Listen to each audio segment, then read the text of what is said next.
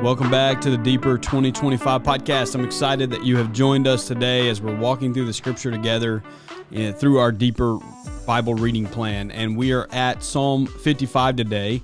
And Psalm 55 is somewhat of a hard psalm to read. It is David expressing desperation, expressing anguish over betrayal.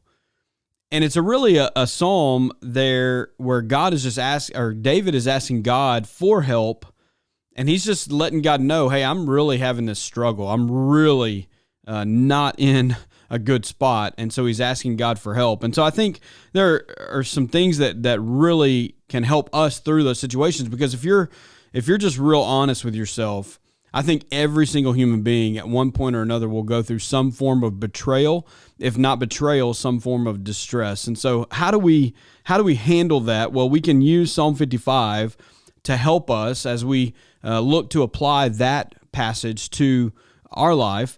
I think the first thing that I see is that we've got to acknowledge our pain before God. You know, many of us, when we go through something that's traumatizing, something that's like betrayal or distress, what we do is we try to just sweep that under the rug. We try to push it to the side. We try to ignore that it's there. But in this psalm, David acknowledges his pain. He acknowledges that he is in a really, really dark place and that he needs God's help. And the first thing that we've got to do if God's going to help us is we've got to acknowledge that we need help. And so we acknowledge the pain, the betrayal, the distress, the trauma that we're facing, and we allow God to step into that. But then I think the second thing is, and we see it here, is we've got to make prayer our first priority when it comes to this stuff.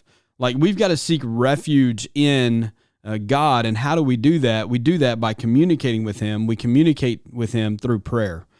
And so the first thing we've got to do, we've got to acknowledge our pain. The second thing we've got to do is we've got to seek God in prayer.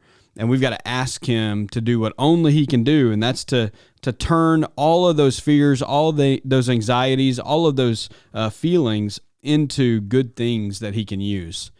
And I think the next thing that we do after that is we have to have a community around us. We've talked about this on the podcast many times before, that Christianity is not a Lone Ranger thing, that Christianity was not meant to be lived alone. That God didn't just save you and make you a Jesus follower so that you can be isolated the rest of your life. He wants you to live within community. And so as we do that, that community has to be a community where we can share those deepest, darkest hurts and fears and struggles, because they are the ones that are going to lift us up in prayer. And so we go to God in prayer, but others can go to God in prayer and bring encouragement and those things that we need into our life here in an earthly way. And so we acknowledge our pain, we seek God in prayer, but then we seek the help of our community, the community that's around us. And I hope that you have community. If you're watching this and you don't have community, man, I pray that you would find a church in your local area where you could get plugged in and find community, because it's so, so important. But then I think we've also got to remember that God is faithful. I was told this a long time ago by my dad. My dad has been a great source of wisdom in my life, especially in ministry. But he told me this. He said, people will always let you down. God will never let you down. So put your hope in God. Put your hope in the one who will never let you down. Don't put your hope in people. And so we rest and we reflect in God's faithfulness, that He is there and He will be there, and He will make things better. He will bring justice if justice is needed. And so we reflect and we rely on the fact that God is faithful even when people aren't.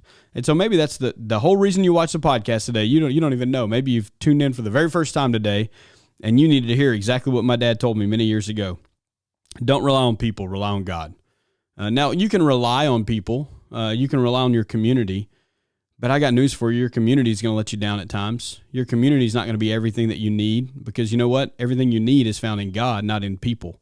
And so reflect and rest in God's faithfulness today. So if you're going through a trial, if you're going through a season of hurt, a season of trauma, a season of guilt, a season of betrayal, acknowledge your pain, go to God in prayer, find community and find support in that community. and rest in the fact that God is a faithful God that loves you and wants what's best for you.